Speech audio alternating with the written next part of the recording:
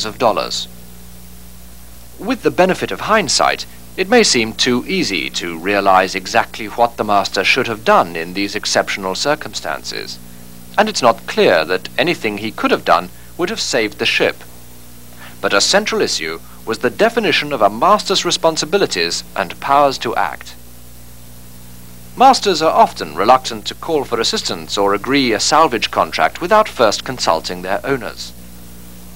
This is understandable, but it should be recognized that the master has the authority and responsibility to take whatever action he thinks is necessary to save his ship, crew, and cargo without reference to anyone else. All responsible shipping companies should back his right to the full to make these decisions in an emergency. The master is the man on the spot. He is the only person normally who can assess the danger he's in. If he does decide he has time to contact his owners, they may be looking out of the window at a sunny, peaceful day on the other side of the world, while around him the storm rages.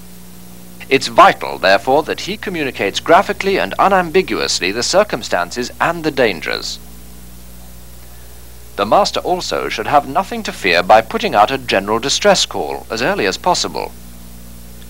If a salvage contract is accepted, and it transpires that the ship was in no danger, the size of any salvage award would reflect this. And because the insurers will in any case pay the award, any cost to owners will be mitigated by insurance arrangements. But the overall burden could be substantially increased by inaction. However, it's not only in the teeth of an emergency that the principle of decisive action by the master in accordance with his responsibilities applies.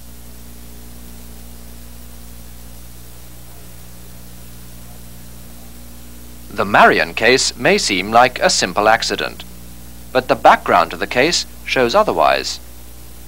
Once again, a number of errors of judgment paved the way for a financial disaster.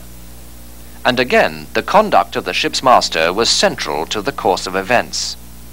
The reason why the Marion's anchor severely damaged the Ekofisk pipeline is perhaps extremely obvious. There was no indication on the ship's charts that the pipeline even existed. Although the master had been provided with up-to-date charts, he was not using them.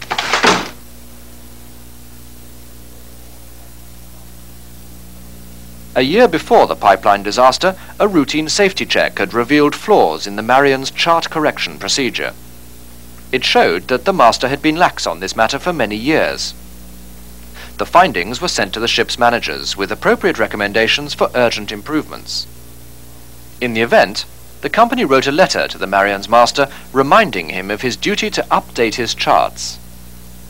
Up-to-date charts were requisitioned by the master, but not used. Only when the Marion's anchor hit the Ekofisk pipeline did the master's failure to carry out his responsibilities become painfully apparent. In the event, his company was as a result landed with a massive claim. The court found that the company was legally responsible for failing to take more positive action after the safety check warning. Although updates had been provided to the ship, the court decided the managers had not ensured that they were being used. As a result, they were unable to limit their liability and became responsible for the full amount of damages. The Marion case underlines the vast financial sums at risk in shipping accidents. Lawsuits can be lengthy and time-wasting. The adverse publicity surrounding a shipping disaster can further affect the company's trading position and performance. That's why in shipping, there has to be a high premium on avoiding mistakes and disasters. Recourse to the law or arbitration has become more frequent in the present tight market conditions. One reason the lawsuits are long and expensive is the complexity and variety of documentation involved in shipping. A master needs to familiarize himself with the terms and conditions of the various contracts under which his vessel sails and carries goods.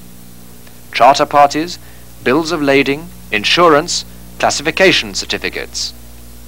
He needs to understand the division of responsibilities in these contracts and actions required from him under the warranties given and what procedures to follow when things go wrong. And this provides our first two golden rules.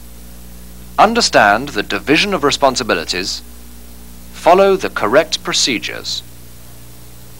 The stevedore damage clause in a charter party is a good illustration, as the following 3 examples show. Each of the 3 damage clauses covers the same broad area of responsibility, but there are considerable differences in the terms under which the master must act. The first example requires the master to advise the charterers of stevedore damage to his vessel as soon as possible after an incident has occurred. He must also issue a written notice of the damage claimed to the party responsible for causing it. The second example requires the master to advise the charterers of the damage within a fixed time limit, 12 or 24 hours. He must also obtain written acknowledgement of the damage from the party responsible. The third example sets more severe demands. As before, it requires the master to report the event to charterers and obtain written acknowledgement of responsibility. But it also requires him to make a survey of the damage to define and estimate its extent. In fact, all 3 damage clauses refer to the same ship, a vessel that was chartered, subchartered, and then subchartered again. So it's important to know which set of rules applies at any one time. Under all 3 charter parties, failure to comply with the terms of the clause could result in the ship's owners having to pay. In practice, it's not always easy to comply with requirements of this kind. A stevedore will often be unwilling to accept liability, let alone admit it in writing. A lengthy argument could delay the ship, resulting in further expense. And this brings in the commercial understanding of the master.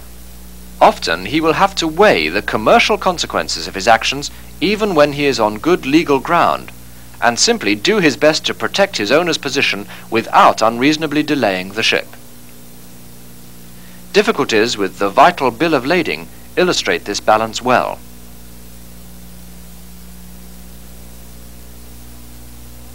A ship loaded crude in the Gulf, and the charter party required the bill of lading to be signed as presented. The bill with the shipper's quantity figure on it was duly presented to the master for signature. He believed from the ship's figures that the quantity loaded was less than claimed in the bill of lading. The master signed, but in order to try and protect his owner, he wrote a protest note to the shipper. The cargo was sold mid-voyage, and the new consignee sued the owner for the value of the shortage on delivery. They had not been notified of the short loading. The owners tried to recover from the charterers. They disclaimed responsibility because they had not been notified either. The lesson is clear. The master had acted correctly in making his note of protest to the shippers, but it should have been copied to all the known interested parties, together with a request to notify any other party that became involved in the transaction. And it's important to note that the owners were at risk for the delivered value of the shortage, not just the freight element. This liability could wipe out all their earnings from the voyage. This example brings out our third golden rule. Document everything and send copies to all parties.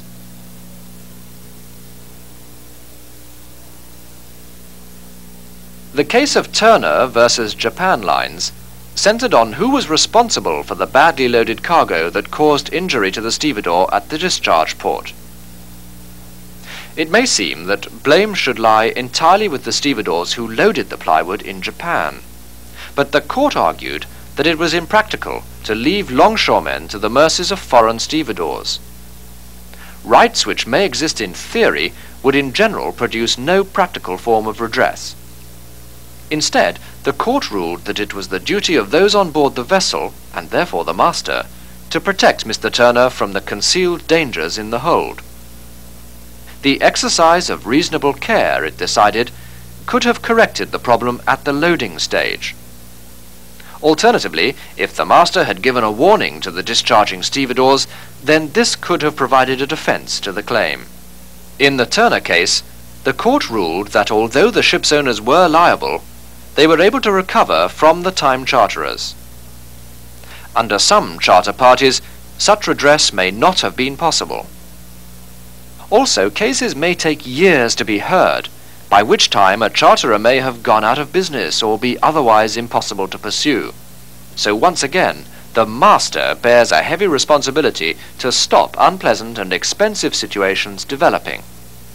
The master is the responsible agent not only of the carrier, but also as bailee of the cargo. He must exercise reasonable care independently of his contractual responsibilities. Cases such as the Omoko Cadiz, the Marion, or Turner v. Japan lines illustrate some of the more dramatic consequences of a master's actions or inactions. Many other aspects of shipping are more routine, but they may be no less important to the financial success of a shipping operation. In the next 3 programs, we'll be looking in more detail at master's commercial responsibilities.